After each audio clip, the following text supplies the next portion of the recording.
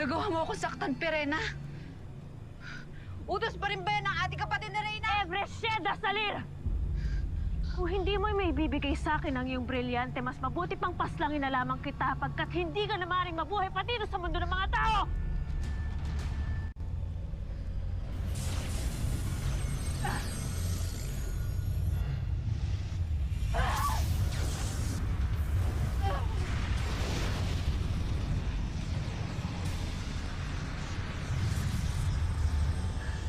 Ang brilyante ng tubig niya, Reyna!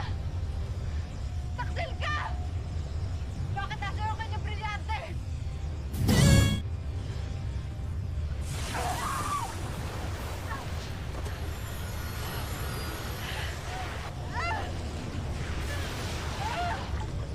Ngayon ay alam ko na kung bakit nawawala si Elena!